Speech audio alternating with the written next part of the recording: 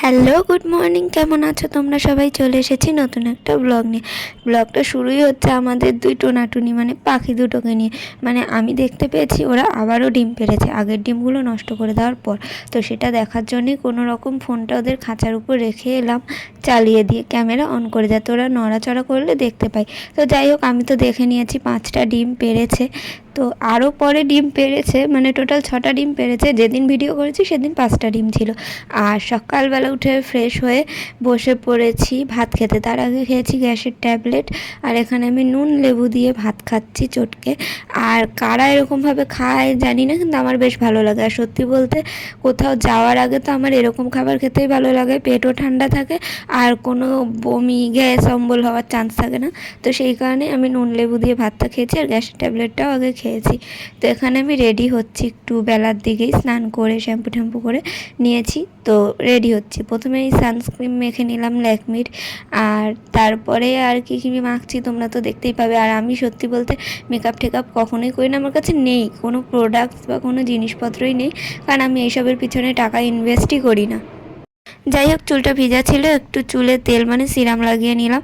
এটাও চুল স্মুথনিং করানোর পরই কিনেছিলাম দিদির কাছ দিয়ে পরামর্শ নিয়ে। তো যাই হোক, এখানে আমি রেডি হয়ে গেছি।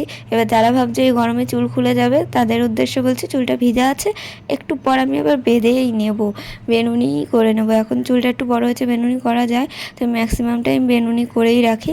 আর এখানে আমার মায়ের মুখটা দেখো, মানে এতটাই শরীর খারাপ লাগছিল যে ওরকম মুখ চোখ হয়ে গেছিলো। আর যে সাজগোজ নিয়ে কথা বলছিলাম, আমার সাজ মানেই ওই যে নানান রকম ভ্যারাইটির বাচ্চাদের মতো ক্লিপ আর কাজল, একটু লিপ বাম আর যে কোনো একটা সানস্ক্রিম, আর খুব গরম হলে সামান্য একটু পাউডার। তাও সেটা আমার কাছে নেই, আমি মায়ের থেকে নিলাম, সে ডেট পেরানো একটা পাউডার দিয়েছে, সেটাই একটুখানি মেখে নিয়েছি। যাই হোক, রেডি হয়ে বেরিয়ে পড়লাম আর দেখালাম যে কত ব্যাগ বোচকা হয়েছে।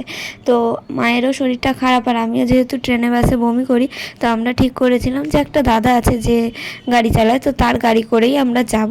তো কেউ ভেবো না ফ্রিতে, তাকে পয়সা দেওয়া হবে এবং তাকে বলা হয়েছে যে আমরা এত দূর যাব, নিয়ে যাবে আর ওখানে কিছুক্ষণ বসবে, আবার আমরা ফেরত আসবো তার গাড়িতেই। তো গাড়িতে উঠে পড়েছি আমি আর মা। মায়ের তো শরীরটা খুবই খারাপ, সকালবেলা বমি করেছে।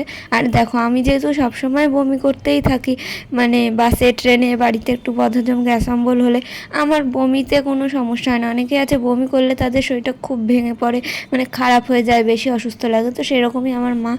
এসি চলছে গাড়ির ভিতরে, এসি আমারও খুব একটা ভালো লাগে না। মানে নর্মালি ঢুকলাম শপিং মলের এসি, ওরকম খোলামেলা জায়গা ঠিক আছে, কিন্তু বদ্ধ একটা জায়গায় এসি চলছে, তো যেন মানে ঠিক মতো একটা নিঃশ্বাস নেওয়া যায় না। যাই হোক, তার জন্যই মা ওখানে হাত পাখা দিয়ে হাওয়া করছিল, কারণ মায়ের হাই প্রেশার, অস্বস্তি হচ্ছিল তাই। আর মা রাস্তাতেও গাড়ির মধ্যে আরেকবার বমি করে নিয়েছে, মানে বমি করেছে।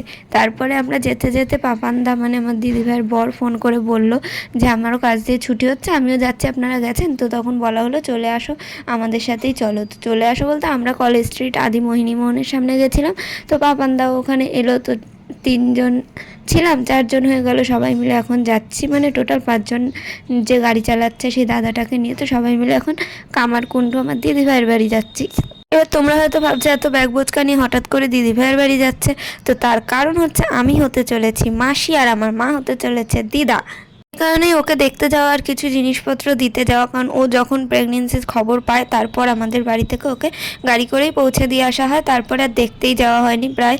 এখন ওর 5 মাসের প্রেগনেন্সি চলছে, তার আগে অবধি আমরা দেখতে যাইনি। আর ও সবসময় আগে আসতো আমাদের বাড়ি কাজের সূত্রে সপ্তাহে সপ্তাহে, এখন তো দেখাই হয় না। এই প্রথম মনে হয় ও বিয়ের স্বাদ উপভোগ করলো, মানে শ্বশুরবাড়ি আটকা পড়ে। তো অনেকদিন যেহেতু আমরা ওকে দেখি না, শ্বশুরবাড়িতেই ছিল, তো সেই কারণেই চলে এলাম দিদিভাইয়ের শ্বশুরবাড়ি। আমরা কিন্তু থাকবো না, জাস্ট দেখা করে কিছুক্ষণ বসে আবারও বাড়ি ফেরত যাব। তো এই যে আমরা পৌঁছেও গেছি দেখতে পেলে। পরবর্তী পার্টে দেখাবো ওদের বাড়িতে গিয়ে কী কী করলাম। আজকের মতো টাটা।